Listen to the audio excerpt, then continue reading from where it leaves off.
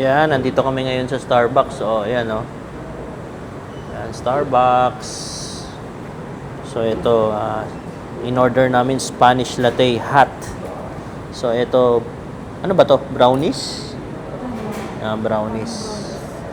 Diba? Yan, relax lang kami dito. Double chocolate Ni- flavor. So, ito, Spanish latte tayo mga katyan. Nagre-relax kami ngayon. Siyempre, anong araw na?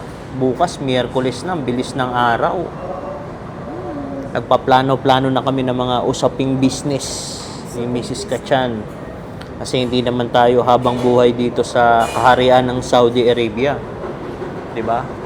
Dumadating yung ano talaga, panahon na medyo tinatamad na tayo, burnout na kung tawagin. Kahit okay naman ang sahod dito, hindi talaga kikitain ng sahod sa Pilipinas. 'Di ba? Totoo nga talaga yung sahod na 11K, mas marami 11K, 11,000 Saudi Riyal, totoo 'yan. Mas marami pang malalaking sahod diyan.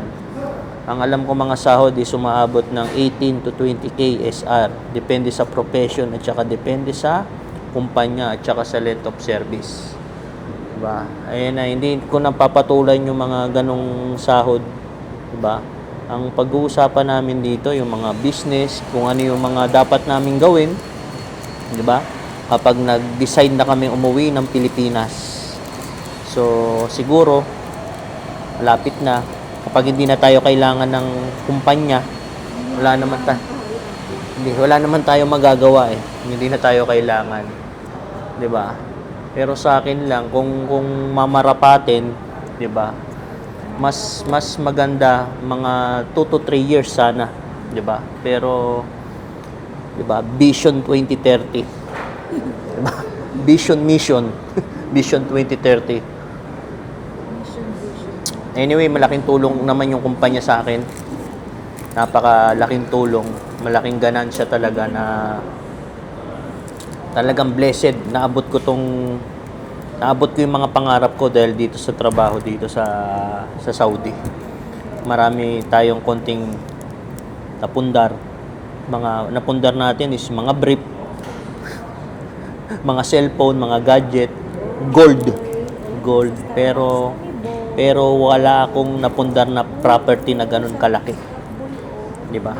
Kasi nagpapaaral tayo eh. Papaaral, magastos tayo. 'Di ba? Sige, hintayin na lang natin. Abangan nyo na lang. Magbablog na lang ako para pagdating sa Pilipinas. 'Di ba? Bihasa na tayo.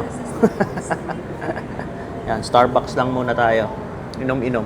Okay? Okay, bye-bye. Stop wishing. Start doing tayo, mga kachan.